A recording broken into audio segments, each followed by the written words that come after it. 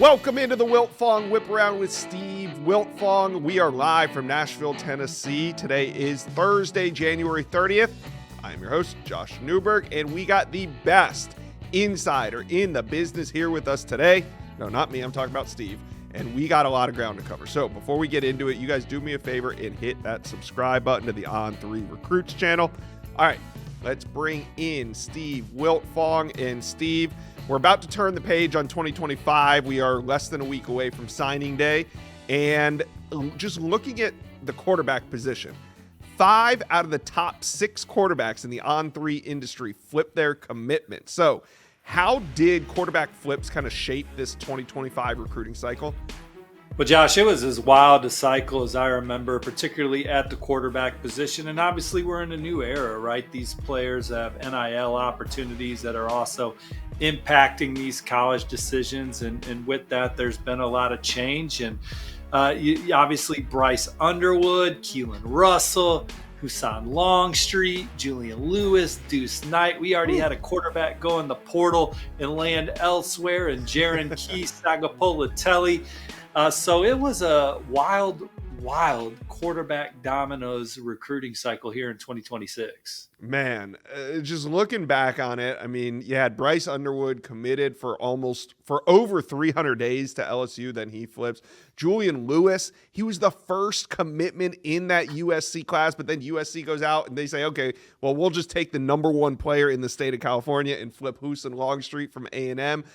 But then the Jaron Key Sagapolitelli. I don't think we've ever seen anything quite like it. Steve, we thought that maybe NIL would kind of smooth out some of these flips, maybe ensure that it doesn't happen because maybe you could lock them into some sort of NIL deal. But it seems like NIL has only increased the craziness of recruiting. There's no question. Let's start with Bryce Underwood. He committed to LSU in January of 2024, Josh. That was at a point where, Michigan, he had visited Michigan like 7-8 times that spring leading up to that fall. Michigan goes on their national championship run. But they weren't really an NIL player. It was you come to Michigan to play for Jim Harbaugh. You come to Michigan because it's Michigan. And it worked, man. Michigan came out of there with one of these bad boys.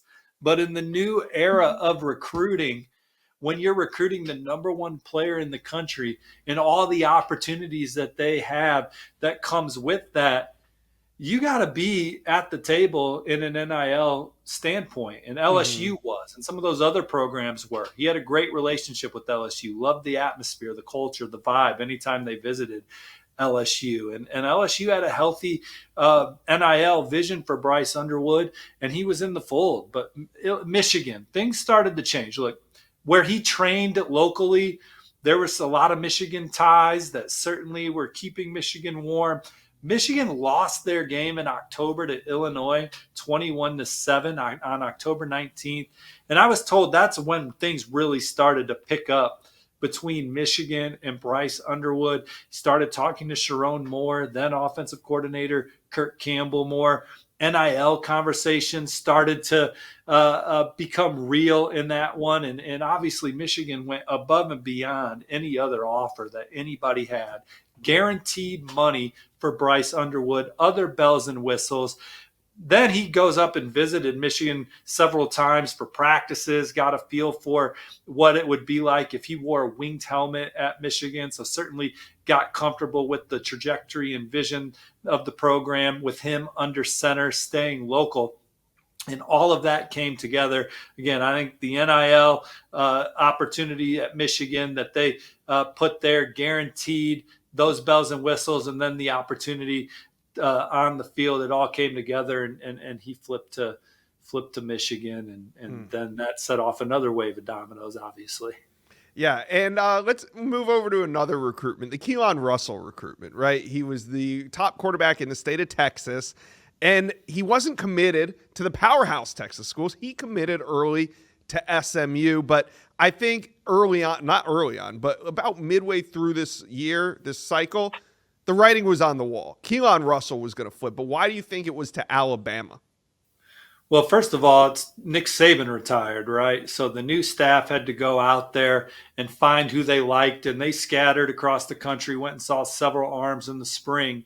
And Keelan Russell was the guy that they settled in on after watching him work out in April. You know, Russell committed to SMU in September of 2023 over Baylor, TCU, A&M, and some others. He was excited about being the hometown hero. SMU's making the move to the ACC. He believed in the vision of them becoming a playoff team. And look, Rhett Lashley's already proved that that's what they can be. They were in the college football playoff. They were in the ACC title game this year. So all of that was true. But for Keelan Russell, he wants to play in the biggest, most prominent games. He wants to win the Heisman Trophy. He wants to win the national championship. And Alabama was a place where he thought that he would have a better opportunity to do that. The way they developed Michael Penix Jr., he sees himself having that same kind of trajectory in college.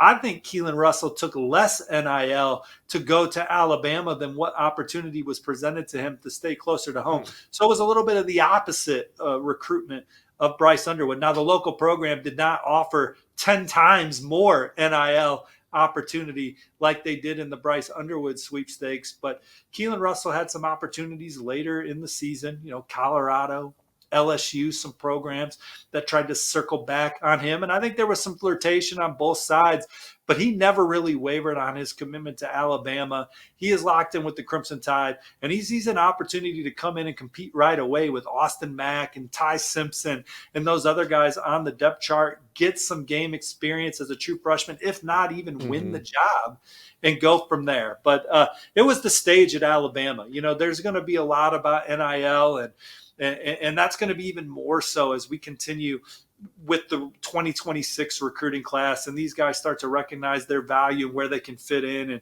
and how much coin they could possibly be bringing in at different institutions based on how they value that position and that player. But for this one, for Keelan Russell in particular, I think Alabama and the opportunity for glory in a bunch of different ways is what led them there.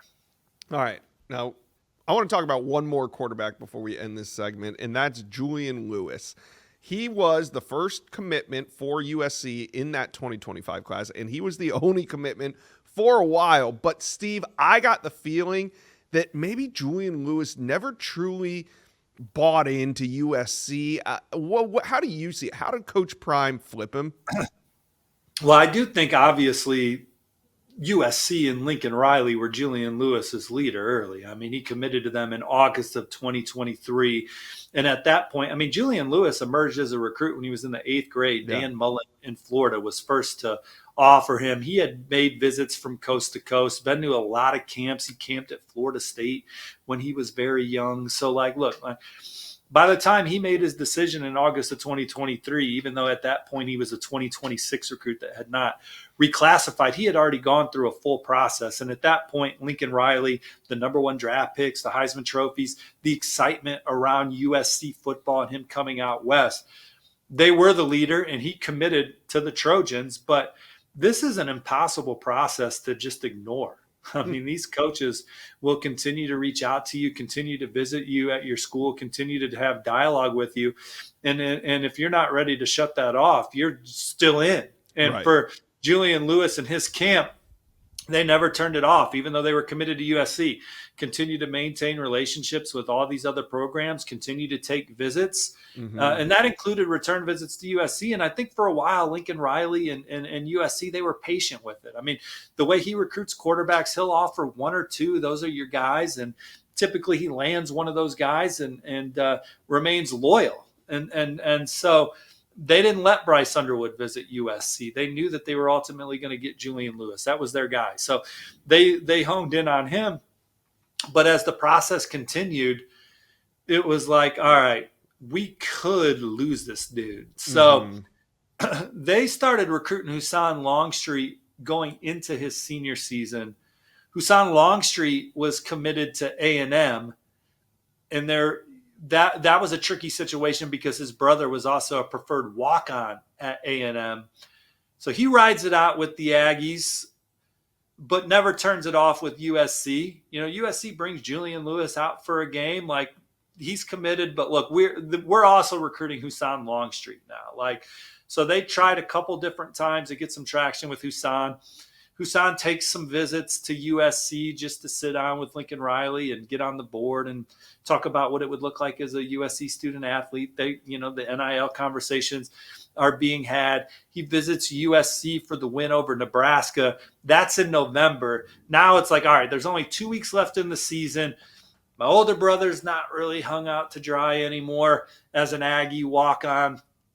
I'm flipping, So he flips to USC.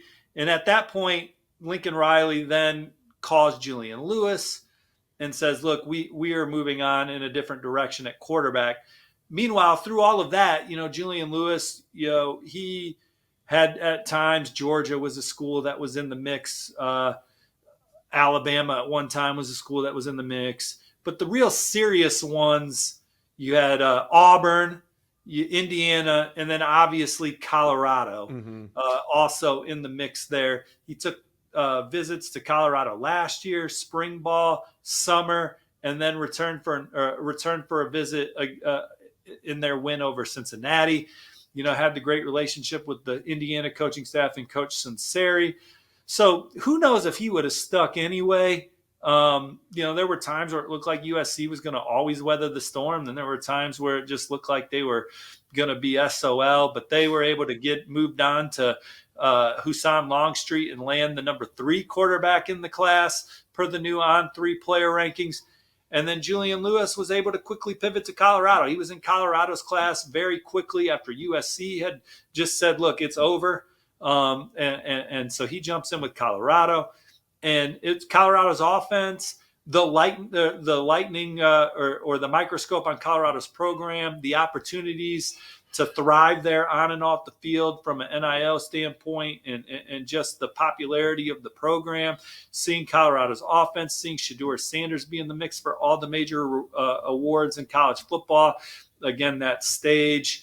I think that's why Colorado was able to ultimately beat Indiana and others for Julian Lewis once, obviously USC had finally made their final decision. So that's kind of how those worked out. Deuce Knight was obviously another wild quarterback domino in the class, Josh, committed to Notre Dame early. Really liked Marcus Freeman, Gino Godolgi, and that coaching staff, but in the end wanted to be closer to home, wanted to play in the SEC. Auburn, their history of quarterbacks from Jason Campbell to Cam Newton, to being able to see how they're turning that program around with the recruiting classes, the investment that Auburn made in Deuce Knight, getting him to campus so many times. He flips from Notre Dame to Auburn. But there were times where it looked like, hey, man, like, what are we waiting on with Deuce Knight? Could that go sideways? Could he go to Ole Miss? So Auburn's keeping Julian Lewis warm at that time too, but it ends up working out with Deuce Knight. He finally jumps in the fold. I don't know how serious that Ole Miss stuff was at the end. I was never too worried for Auburn, although we were monitoring just because that's what we do in recruiting. But those were the big flips that shaped the class and led to other flips like Brady Hart flipping to Texas A&M from Michigan, the Hebert kid flipping from Clemson to Notre Dame, SMU flipped Ty Hawkins from TCU. TCU then flipped Adam Schobel from Oklahoma State. Oklahoma State got ravaged. It's like, dude, if we lose a quarterback, man, like, who does Oklahoma State got? I bet he can spin it a little bit. And Oklahoma went and got Jet New when they lost their guy, Kevin Sperry, to Florida State because Florida State lost Tramel Jones to Florida. So in the end, it was Oklahoma State without an arm. But then they were able to go address that in the portal with Hoss Haney. So it was a wild cycle. But Bryce Underwood, Keelan Russell, Julian Lewis, Husan Longstreet, Deuce Knight, some of the big dominoes in what was just a wild 2025 quarterback recruiting cycle.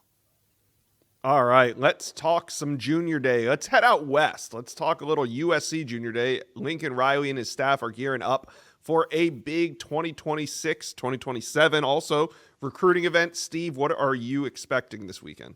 Well, I wrote on wearesc.com that this is just list 1.0, the guys that we're going to talk about. When we rehash this USC Junior Day on Monday on the Wiltfong Whiparound.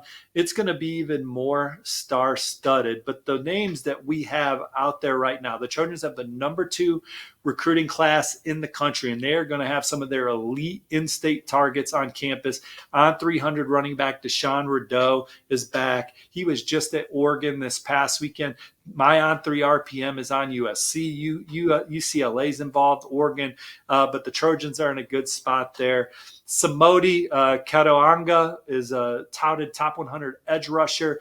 Notre Dame, North Carolina, Ohio State, some of the other major players in this recruitment. He could easily end up at Notre Dame. USC battling the Irish for him. Samuelo Utu is a 4-star offensive lineman. I have an on 3 RPM in favor of USC for coming into the visit. Look, USC, they're the number 2 class. There is a lot of momentum around this program right now. They win their bowl game against Texas A&M.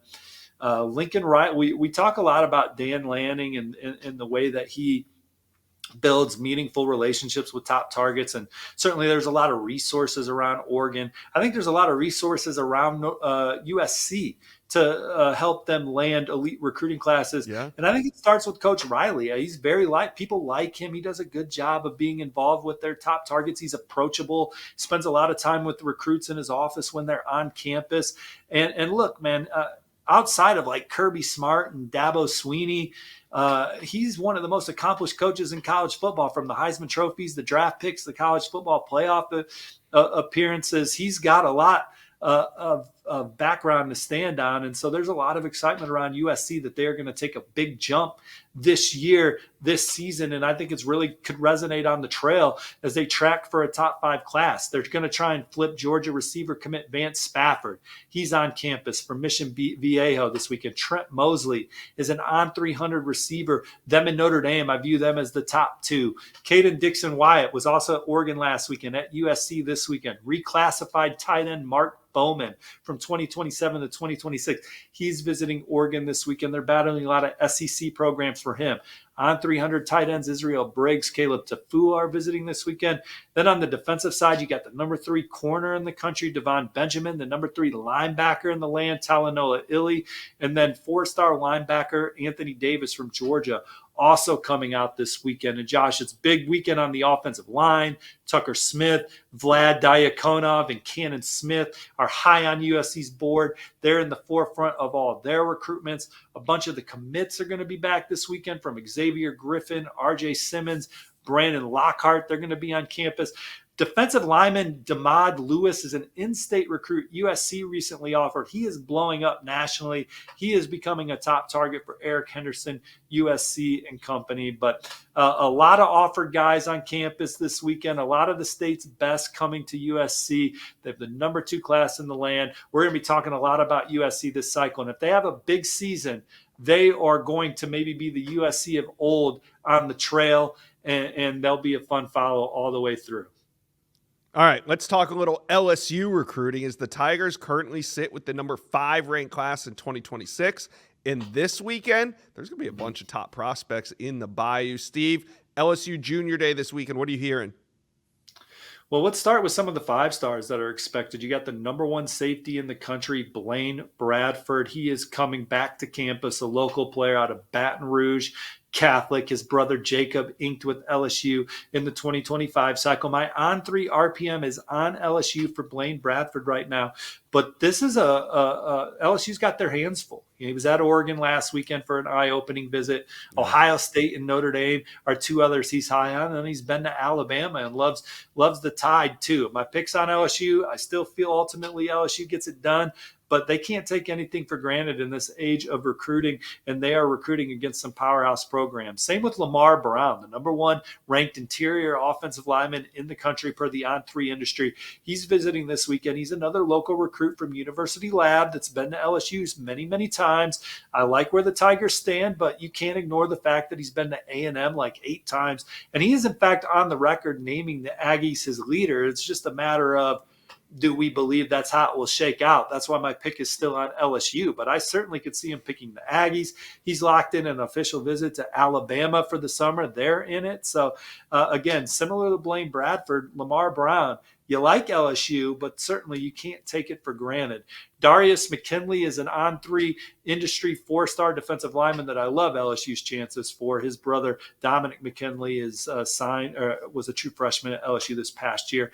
And then Dylan Berryman is another in-state defensive lineman that I haven't predicted to LSU, Josh, but USC is a program that I definitely have an eye on there. Some other high-profile names for LSU this weekend. That starts with Destrehan receiver Jabari Mack, on 300 recruit, top 100 player nationally. He was at Texas A&M 2 weeks ago, Texas this past weekend, and LSU this weekend.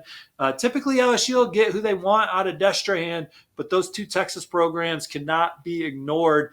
On 300 edge rusher Nolan Wilson and his teammate offensive tackle Mitchell Smith expected this weekend. Nolan Wilson's an Alabama-Auburn LSU battle already, so big one there. Logged a new on-3 RPM in favor of LSU. It's for 2027, Josh, but it's a big one. The number 1 tight end in the country, Ahmad Hudson. He is going to be back on campus this weekend. I think LSU setting the tone early in that recruitment. He is the number 12 prospect in the country, regardless of position. They're going to have They're going to have a young quarterback on campus on Friday, Peyton Houston. He's a prolific passer that they're already battling the nation's best to keep home and in-state recruit. So that's a big visit for him on Friday. Let's go out to Tuscaloosa, talk a little Alabama recruiting. Is the Tide? They're going to get going. They only have one commitment toward the 2026 cycle, but it is early. And this weekend, they're going to have a bunch of top prospects in town for Junior Day. Steve, what is the latest out of Tuscaloosa? What are you hearing on who's going to be there? Yeah, very exciting weekend for Kalen DeBoer, Courtney Morgan, and this Alabama coaching staff as they bring in some of the top prospects in the country, flip targets, blue chippers from all over. 5-star athlete, the number 1 athlete in the country, Brandon Arrington, is one of the headliners on the list this weekend for Alabama. Zion Gibson's their one commit early in the cycle. He was at Auburn last weekend, back at Alabama this weekend. I think, I'm not too worried about that recruitment right now. Braylon Womack is one of the most coveted safeties in the country. Texas A&M, Tennessee, Ohio State, some of the other programs in the mix, but an opportunity for him to get back around this Alabama coaching staff. They've had some changes in the secondary with their staff. Mo Linguist has kind of picked up the recruitment for Braylon Womack. I know he's excited to get back on campus. Hezekiah Harris, he's a defensive lineman committed to Auburn right now. Going to be expected back at Alabama this weekend. So we'll see what kind of move the Tide can make there. Ikini Ogboko is one of the most coveted offensive linemen in the country.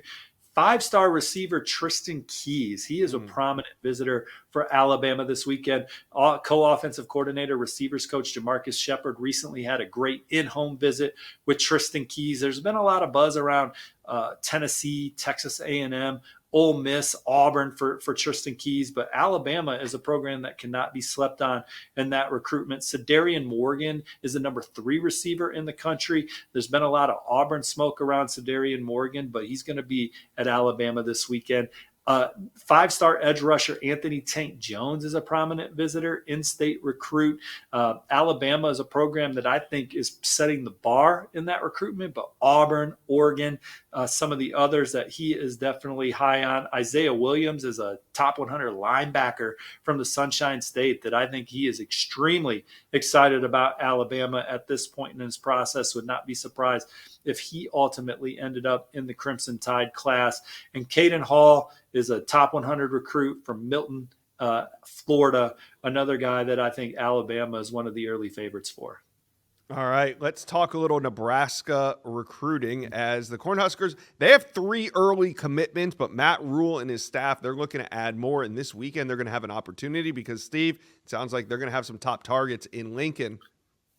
Yeah, a couple of flip targets for them from the Sunshine State. Cornerback Devin Jackson, who is committed to Florida, and linebacker Jordan Campbell, who is committed to Miami, are some guys that Nebraska is all over. Addison Williams kind of leading the charge with his Sunshine State ties for these guys. Devin Jackson is very excited to get out to Nebraska this weekend. He is keeping other schools warm. Oregon just offered, but Nebraska is viewed right now as the biggest threat to Florida for Devin Jackson. And then Jordan Campbell, he has also been keeping places like Auburn warm, but Nebraska doing a good job of maintaining relationship with the nation's number 4 linebacker. It's a big recruiting weekend in the trenches for Nebraska, Josh, as they host some of the nation's best, particularly on the offensive line. 3 on 300 recruits: Kelvin Obot, Gregory Patrick, and Claude Mapuma. This is a return trip for Claude Mapuma. Gregory Patrick's got family ties to Lincoln, and Kelvin Obot, a very touted player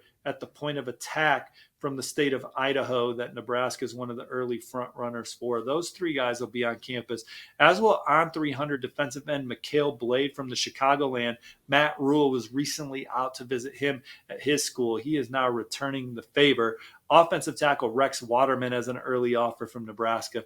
He'll visit. Some skill players to know: Jabari Brady and Ryan Mosley are on 300 recruits. Jabari Brady might be trending Florida right now. Ryan Mosley is definitely trending Georgia right now. So we'll see what Nebraska can do this weekend. A couple tight ends they're high on: Luke Sorensen and Lincoln Watkins are visiting this weekend. A couple linebackers that they're in great shape for: Kason Thomas and in-state recruit Jace Reynolds. I have a prediction for the Huskers for Jace Reynolds. And they got some real tradesy defensive backs visiting this weekend, Josh. Dominic Turnbull, Danny Odom, and Jacob Eberhardt are on campus. These are top-of-the-board recruits for Nebraska that they're going to have a shot to land. Valden Sohn is a defensive tackle from Germany that's playing his high school football in Virginia. Nebraska is getting him on campus this weekend. So big weekend for Nebraska on the trail as they try and build on their first postseason appearance in college football in 7 years. That will do it for today's episode of the Wiltfong Whiparound. Thanks for tuning in. We will be back on Monday to recap some of the biggest recruiting visits that happened across the land. We'll be previewing National Signing Day on Wednesday as we finally put a bow on this 2025 class. Please hit like and subscribe to the On3 Recruits channel, and we will see you on Monday. Have a great weekend.